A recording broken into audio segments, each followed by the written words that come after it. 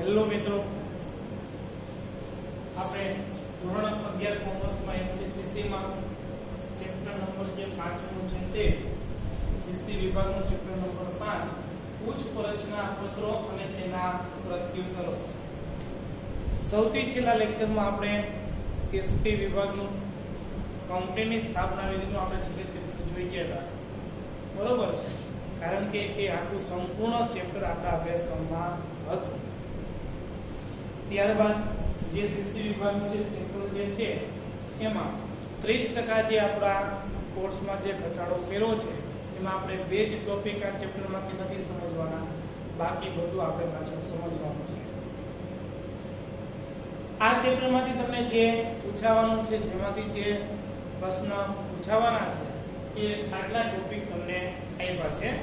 સૌથી પહેલા તો એ પ્રસ્તાવના સમજશું, પછી પૂછપરછના પત્રો અંગે તેની સમજૂતી, બરોબર.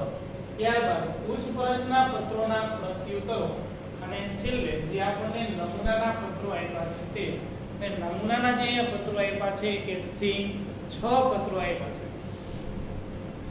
અહીંયાથી મિત્રો આપણે દરેક પ્રકારના પત્રો સમજવાના છે, કારણ કે પત્રો છે, બરોબર, એ ખૂબ જ જરૂરી છે. કારણ કે તમારે જે પ્રથમ કસોટી દિવાળી પછી લેવાશે તો તેમાં તમને 2 પત્રો પૂછવામાં આવ્યા હશે, બરોબર. 5 ગુણ એના આપેલા હશે, એક પત્રના 5 ગુણ એવા તમને 2 પત્રો આપ્યા હશે. પત્ર કેવી રીતના લખવામાં આવે એના, બરોબર, કાયમી ભાગો કયા કયા છે ને પ્રસંગોપાત ભાગ કયા કયા છે એ આપણે આના આગળના ચેપ્ટરમાં જોઈ ગયા છે. હવે જે આપણે સમજવાનું છે તે પૈકી કે પૂછપરછના પત્રો અને પૂછપરછના પ્રત્યુત્તરના પત્રો એ સમજવાનું છે. તો સૌથી પહેલા પૂછપરછ એટલે શું, બરોબર? તો તમે કોઈ પણ વેપારી પાસે વસ્તુની ખરીદી કરવા માટે જાઓ છો એટલે તમે શું કરો છો, સામાન્ય એને પૂછો છો ભાઈ એનો ભાવ શું છે, બરોબર ને? એ કેટલી ગુણવત્તા વાળી વસ્તુ છે, કઈ કંપનીની છે, ગેરંટી વોરંટી શું છે, એના રોકડા પૈસા દેવાના છે કે બાકી છે, હપ્તાથી દેવાના છે કે કેવી રીતે દેવાના છે, આ બધી આપણે સામાન્ય તો પૂછપરછ તેની કરીએ છીએ. તો તેને શું કહેવાય? પૂછપરછ કહેશું, બરોબર. જે પૂછપરછ કરે છે તો પૂછપરછ કોણ કરે છે? ગ્રાહક પૂછપરછ કરે છે. અને એનો પ્રત્યુત્તર કહેતા તેનો જવાબ, બરોબર, એનો જવાબ આપે છે કોણ? તો એનો જવાબ વેપારી આપે છે. એટલા માટે અહીંયા પૂછપરછના પત્રો અંગે સમજૂતી એટલે પૂછપરછ કરવા માટે પત્ર કોણ લખે છે? ગ્રાહક પત્ર લખે છે. કોને પત્ર લખે છે? તો વેપારીને ઉદ્દેશીને પત્ર લખે છે. અને ત્યારબાદ ગ્રાહક જે આ પત્ર લખે છે વેપારીને મળે છે પત્ર, અને વેપારી પછી તેનો શું આપે છે? પ્રત્યુત્તર, એટલે કે એનો જવાબ, વળતો જવાબ આપે છે. એટલા માટે અહીં આપણે 2 પ્રકારના પત્રો સમજવાના છે. એક તો પૂછપરછ કરતા પત્રો અને બીજું છે પૂછપરછના પ્રત્યુત્તરના પત્રો, બરોબર. તો જોઈએ સૌથી પહેલા આપણે અહીંયા પ્રસ્તાવનામાં ધ્યાન આપજો, પેજ નંબર 28 ઉપર. વાણિજ્યક પત્રો ધંધાના પ્રસાર અને પ્રચાર માટે મહત્વની કડી છે, બરોબર. વાણિજ્યક પત્ર વ્યવહાર છે, ધંધાનો ફેલાવો કરવો હોય તો એની માટે સૌથી ઉત્તમમાં ઉત્તમ જે છે તો વાણિજ્યક પત્ર વ્યવહાર, બરોબર. કારણ કે આ પત્ર વ્યવહાર તો આપણે વારંવાર કરતા જોઈએ છીએ. ધંધાની જુદી જુદી જરૂરિયાત પ્રમાણે વાણિજ્યક પત્રોના જુદા જુદા પ્રકારનો ઉપયોગ કરવામાં આવે છે. શું કીધું? કે ધંધાની જુદી જુદી જરૂરિયાત પ્રમાણે તમારે માલ મેળવવાની જરૂરિયાત છે તો આપણે એ પ્રમાણમાં પત્ર લખશું. વેચાણ કરવાની જરૂરિયાત છે તો આપણે એ પ્રમાણમાં પત્ર લખશું. એટલે કીધું કે જેવા પ્રકારની ધંધાની જરૂરિયાત એ પ્રમાણે આપણે શું કરીએ છીએ? વાણિજ્યક પત્રો આપણે લખીએ છીએ. આ પ્રકરણમાં આપણે પૂછપરછના પત્રો અને તેના પ્રત્યુત્તરો અંગેની સમજૂતી મેળવશું. આ ચેપ્ટરમાં આપણે શું સમજવાનું છે કે પૂછપરછના પત્રો કેવા ભાષામાં લખાય છે અને પૂછપરછના પ્રત્યુત્તરના પત્રો એ આપણે કેવી રીતના લખાય છે એ આપણે આ ચેપ્ટરમાં સમજવાનું છે.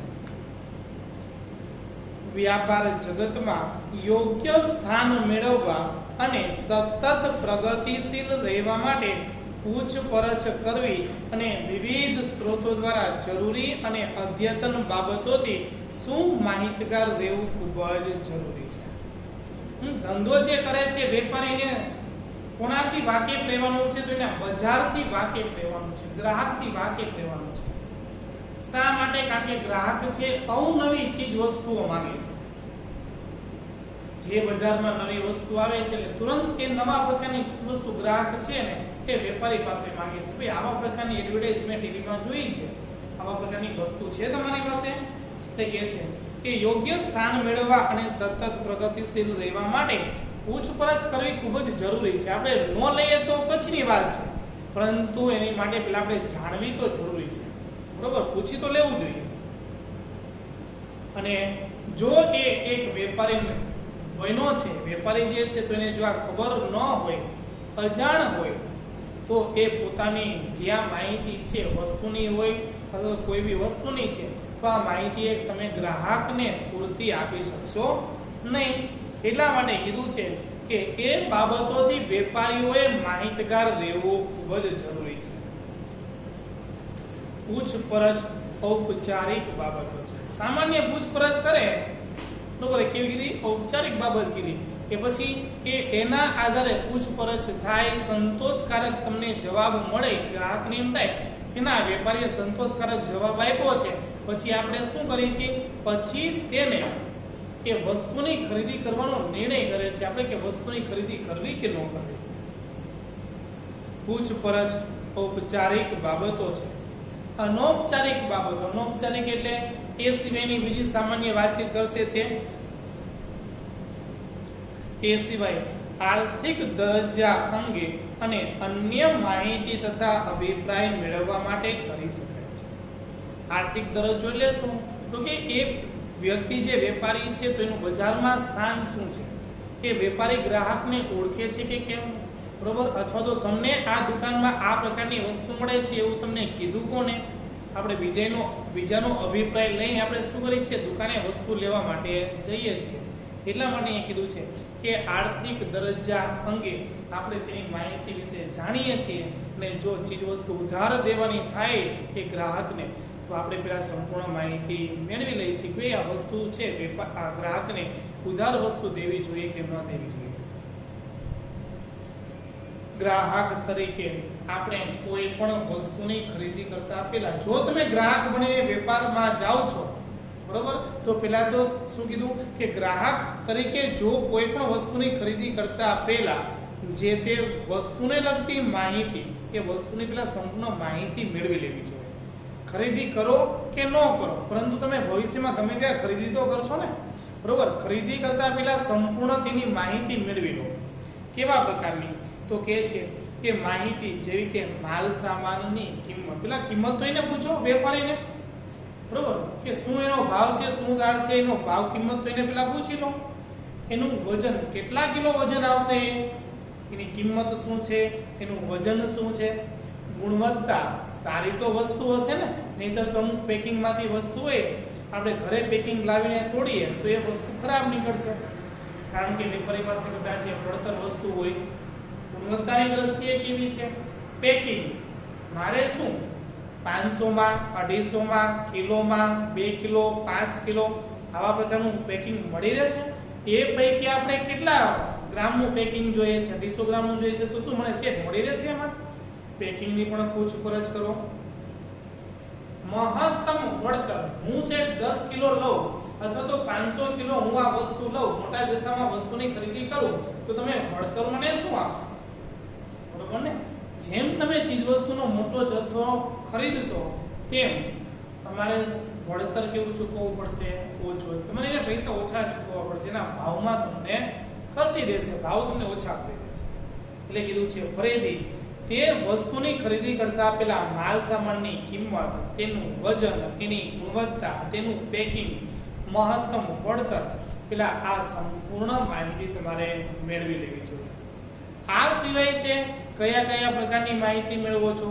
તો ઇલેક્ટ્રોનિક જો વસ્તુ તમે ખરીદતા હોય તો એ વસ્તુની ગેરંટી અથવા તો વોરંટી, બરોબર, કારણ કે એમાં મોટર હોય છે તો એ જે તે હોય તો 1 વર્ષની ગેરંટી છે, વોરંટી છે. ગેરંટી ને વોરંટીમાં મિત્રો ફેર છે. ગેરંટી હોય તો પીસ ટુ પીસ આપણને ચેન્જ કરી દેશે અને વોરંટી હોય તો માત્ર તમને રિપેરિંગ કરીને એ વસ્તુ પાછી આપી દેશે. એટલે કે વેપારી છે ગેરંટી અને વોરંટી એ પૈકી તમને શું આપશે? ગેરંટી, વોરંટી અને હપ્તાવાર નાણાંની ચૂકવણીની સગવડ મળે છે.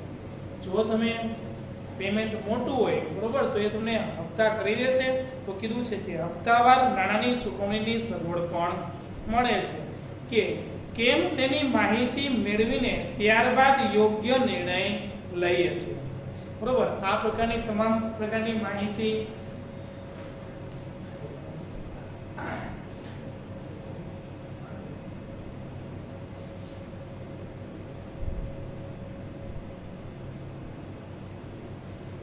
આવી તમામ પ્રકારની તમે માહિતી સૌથી પહેલા વેપારી પાસેથી પ્રાપ્ત કરો છો અને તેના અનુસંધાનમાં એ વસ્તુ આપણે ખરીદવી કે ન ખરીદવી તેનો આપણે નિર્ણય કરીએ છીએ, બરોબર. અને તમને કીધું છે કે પેમેન્ટ આપણે ચૂકવવાનું છે, પૈસા બિલના ચૂકવવાના છે. તો કેવી રીતે? હપ્તેથી ચૂકવવાના છે, બરોબર. કેવી રીતના ચૂકવવાના છે એ પણ અહીંયા સ્પષ્ટતા કરી લેવી જોઈએ. આમ જો ગ્રાહક તરીકે આપણે મર્યાદિત માત્રાની ખરીદી કરતા હોય તો પણ આટલા સજાગ હોઈએ છીએ.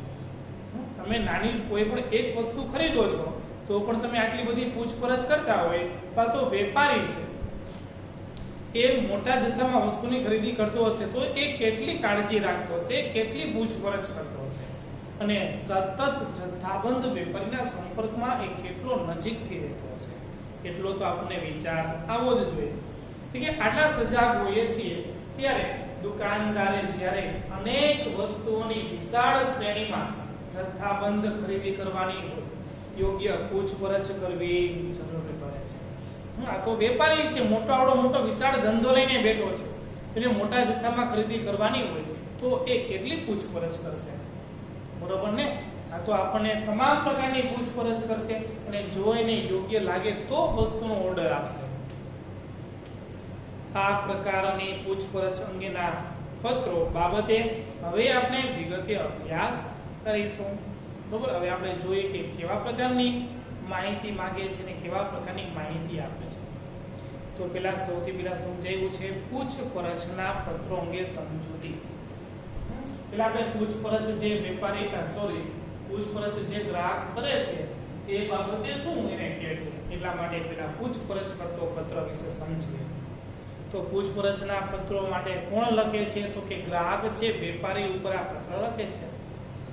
તો એ કહે છે ગ્રાહક કે વેપારી માલ સામાન ખરીદવાના ઈરાદે, ગ્રાહક હોય કે વેપારી હોય તો કોની પાસેથી વસ્તુની ખરીદી કરશે? જથ્થાબંધ વેપારી પાસેથી. પરંતુ વેપારી પણ ગ્રાહક તો છે ને તેનો, એટલા માટે કીધું છે કે ગ્રાહક હોય કે વેપારી માલ સામાન ખરીદવાના ઈરાદે વેચાણકર્તા પાસેથી, વેચાણકર્તા એટલે કોણ? તો સામેનો વેપારી, ઉત્પાદક હોય અથવા તો જથ્થાબંધ વેપારી હોય, બરોબર. વેચાણકર્તા પાસેથી માલ સામાનને લગતી જરૂરી માહિતી, તમે જે પ્રકારની વસ્તુ ખરીદવી છે તેના પ્રકારની તમામ સંપૂર્ણ માહિતી અને મળવાપાત્ર મહત્તમ ફાયદા વિશે પૂછા કરતો પત્ર લખે છે, બરોબર. જરૂરી તમામ પ્રકારની માહિતી વિશે પહેલા તો પૂછી લે છે, અથવા તો મને કેટલું વળતર મળશે, પૂછા કરવી એટલે પૂછપરછ કરવી. એટલે કીધું છે જરૂરી માહિતી અને મળવાપાત્ર મહત્તમ ફાયદા વિશે, મને ફાયદો થશે કેટલો એના વિશે સંપૂર્ણ છે પૂછા કરે છે. પૂછા એટલે કે પૂછપરછ કરવી. પેન્સિલથી ત્યાં લખવું હોય તો લખી નાખજો. પૂછા કરતો પત્ર લખે છે. આ પ્રકારની માહિતી મેળવવા માટે લખાતા પત્રોને પૂછપરછના પત્રો તરીકે ઓળખવામાં આવે છે. જે તમે આ પ્રકારની માહિતી લખતો પત્ર લખો છો તો તેને કહેશું આપણે પૂછપરછનો પત્ર. ફરીથી એની વ્યાખ્યા આપી છે. પૂછપરછના પત્રો એટલે શું? ગ્રાહક કે વેપારી માલ સામાન ખરીદવાના ઈરાદે વેચાણકર્તા પાસેથી માલ સામાનને લગતી જરૂરી માહિતી અને મળવાપાત્ર મહત્તમ ફાયદા વિશે પૃચ્છા કરતો પત્ર લખે છે. બરોબર, આવા પ્રકારની માહિતી મેળવવા માટે પત્ર લખે છે. આ પ્રકારની માહિતી મેળવવા માટે લખાતા પત્રોને પૂછપરછના પત્રો તરીકે ઓળખવામાં આવે છે. આને આપણે કહેશું પૂછપરછના પત્રો કહેશું. ગ્રાહક અથવા તો વેપારી દ્વારા પૂછપરછ કરવા માટે લખાતા આવા પત્રો એ વ્યાપાર જગતમાં ખૂબ જ બહોળા પ્રમાણમાં લખાતા પત્રો છે. શું કીધું કે ગ્રાહક લખતો હોય કે વેપારી લખતો હોય, જે આવા પ્રકારના પત્રો લખે છે એ ધંધામાં વ્યાપાર જગતમાં ખૂબ જ મોટા પ્રમાણમાં આ વ્યાપારિક પત્રોનો ઉપયોગ થાય છે. વ્યાપારિક પત્રો લખે છે. સામાન્ય રીતે જોઈએ તો ગ્રાહક પૂછપરછના પત્રો એકથી વધુ વેપારીના ગ્રાહક શું કરે છે કે ગ્રાહક પૂછપરછના પત્રો એકથી વધુ વેપારીને વિવિધ પ્રકારની માહિતી મેળવવા માટે લખે છે. ગ્રાહક કોની ઉપર લખે છે? વેપારી ઉપર પત્ર લખે છે. કારણ કે ગ્રાહક એ છૂટક ગ્રાહક કોઈ પણ ગ્રાહક છે એ વેપારી ઉપર લખશે. વેપારી કોનો ગ્રાહક છે? જથ્થાબંધ વેપારીનો. જથ્થાબંધ વેપારી કોનો ગ્રાહક છે? ઉત્પાદકનો. એટલે ગ્રાહકમાં બધા જ વ્યક્તિઓ આવી જાય. એટલે ગ્રાહક પૂછપરછના પત્રો એકથી વધુ વેપારીને વિવિધ પ્રકારની માહિતી મેળવવા માટે લખે છે. તમે જે જુદા જુદા વેપારીઓને આવા પ્રકારની માહિતી મેળવતો પત્ર લખો છો અને બધા જ વેપારીઓની માહિતી કેવી હશે? જુદી જુદી હશે. કોક વજનમાં કંઈક વધારો ઘટાડો કહેશે, તો કોક ભાવમાં છે કંઈક વધારો ઘટાડો કહેશે. કોઈની કંઈક શરતો જુદી હશે, તો બધા બાકીના જે વેપારીઓ છે તેની પણ કંઈક શરતો જુદી હશે. એટલે કે છે કે આવા પ્રકારની માહિતી મેળવવા માટે બધા આપણે જુદા જુદા વેપારીઓને પત્ર લખીએ. ત્યારબાદ તે મેળવેલ માહિતીનું વિશ્લેષણ કરે છે. હવે આપણને શું કરે છે તો કે સામેનો વેપારી છે, બરોબર, એ તમને વળતો જવાબ આપે છે, પ્રત્યુત્તર લખશે અને પછી તમે એનું વિશ્લેષણ કરો છો. વિશ્લેષણ એટલે કે તમામ જવાબો છે ને ચકાસો છો અને એ પૈકી તમને હવે કઈ વસ્તુની ક્વોલિટી, કયા વેપારીનો સારો પત્ર છે, કયા વેપારીની સારી ચીજ વસ્તુ છે, બરોબર, એની ભાવ, એના શરતો, એનું વજન, એની કિંમત, બરોબર, આ બધી જ માહિતીના આધારે હવે તમે નિર્ણય કરશો કે કયા વેપારી પાસેથી આપણે વસ્તુની ખરીદી કરવી. એટલે કે છે તે મેળવેલ માહિતીનું વિશ્લેષણ કરે છે અને તેને અનુકૂળ વેપારીને ઓર્ડર આપે છે. અને તમને જે પૈકી હવે સારો વેપારી લાગે એને આપણે શું કરશું? ઓર્ડર આપશું. બરોબર. એટલે પેલા તો આપણે શું કર્યું? પૂછપરછ કરતો પત્ર લઈ. હવે શું કરે છે તો કે પૂછપરછના પત્રોના પ્રત્યુત્તરો આપે છે. પૂછપરછ કરતો પત્ર લઈ કોને આવે? હવે આપણે એનો શું આપવો છે? જવાબ આપવો છે. તો વેપારી ગ્રાહકને જવાબ આપે છે. બરોબર. ફરીથી ધ્યાન આપજો. પેલો પૂછપરછ કરતો પત્ર લખે છે કોણ? તો જે આ પત્ર છે ને એ ગ્રાહક લખે છે અને પૂછપરછના પત્રોના પ્રત્યુત્તરો તો વેપારી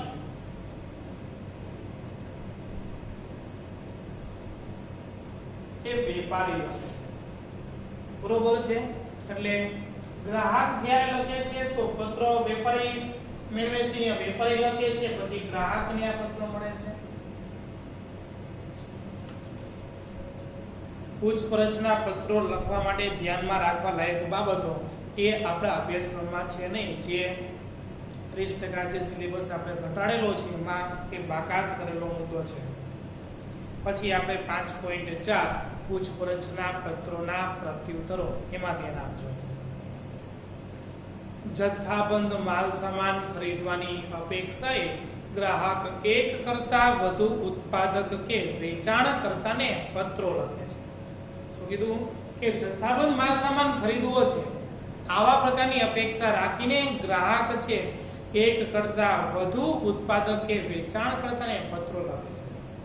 વેપારી છે એ બધા જુદા જુદા ઉત્પાદકોને આવી રીતના પત્ર લખે છે. આ પત્રોના જવાબ રૂપે લખાયેલા પત્રોને પૂછપરછના પ્રત્યુત્તરો કહેશો. બરોબર. તમે જે આવા પ્રકારનો પત્ર લખો છો એના વળતા જવાબો સ્વરૂપે ને શું કહેશું? પૂછપરછનો પ્રત્યુત્તરનો પત્ર કહેવાય. ફરીથી તે અંડરલાઈન કરજો. પૂછપરછના પ્રત્યુત્તરો એટલે શું? આવા પ્રકારનો જવાબ પ્રશ્ન પૂછાય. ફરીથી ધ્યાન આપજો. જથ્થાબંધ માલ સામાન ખરીદવાની અપેક્ષાએ, તો આપણે છૂટક વેપારી કોની પાસેથી માલ સામાન ખરીદે છે? જથ્થાબંધ વેપારી પાસેથી. જથ્થાબંધ વેપારી હોય તો એ ઉત્પાદક પાસેથી માલ સામાન ખરીદશે. જથ્થાબંધ માલ સામાન ખરીદવાની અપેક્ષાએ ગ્રાહક એક કરતા વધુ ઉત્પાદક કે વેચાણકર્તાને પત્રો લખે છે. આ પત્રોના જવાબ રૂપે લખાયેલા પત્રોને પૂછપરછના પ્રત્યુત્તરો કહેવાય. માલ સામાન વેચનાર આ પ્રકારના પત્રો ગ્રાહકને લખે છે. જે ચીજ વસ્તુનું વેચાણ કરે છે એ વ્યક્તિ કોને પત્ર લખે છે? પોતાના ગ્રાહકને પત્ર લખે છે. કે માલ સામાન વેચનાર આ પ્રકારના પત્રો ગ્રાહકને લખે છે. આ પત્રો ગ્રાહકને આકર્ષવાનું કામ કરતા હોવાથી તેમાં સચોટતા કે ભૂલ દેખાવી જોઈએ નહીં. કારણ કે આ પત્ર વાંચીને જ આપણે તેને શું કરવાનું છે? ઓર્ડર મેળવવાનો છે. એટલા માટે કીધું છે કે આવા પ્રકારના પત્રો લખતી વખતે આકર્ષવાનું કામ કરતા હોવાથી તેમાં સચોટતા, ત્વરિતતા, ઝડપથી તૈયાર થશે, વાંચીને છે તરત ઝડપથી ઓર્ડર આપશે.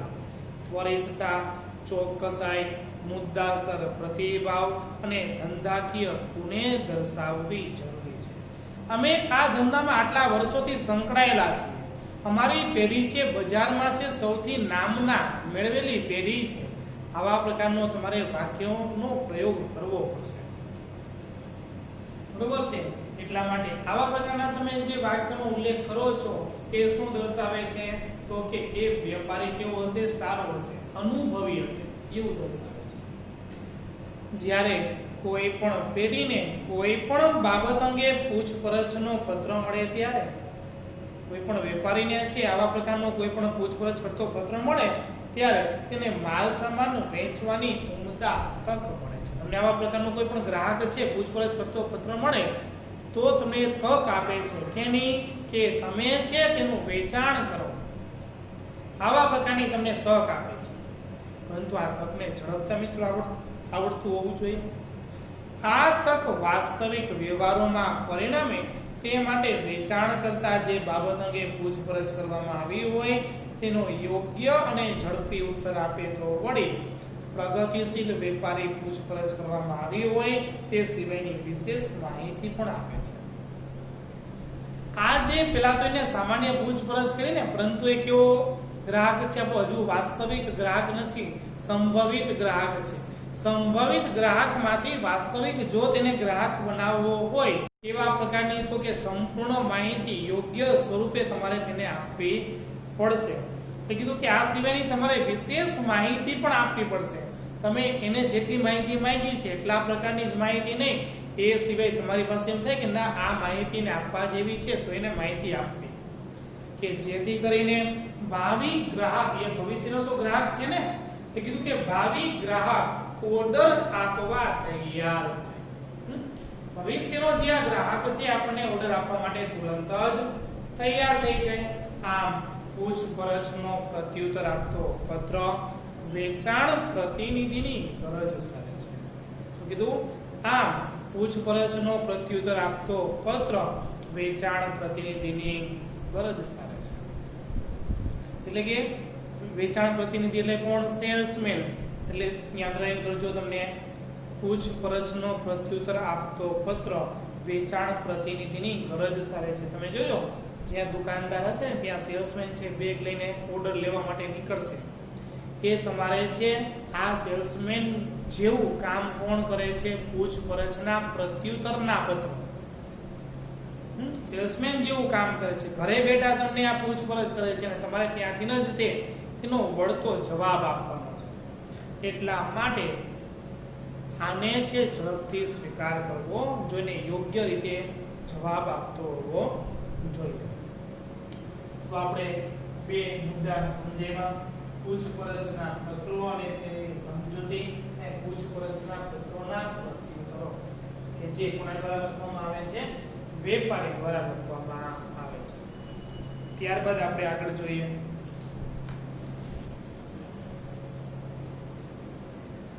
નમૂનાના જે પત્રો છે તે નમૂનાના પત્રોમાં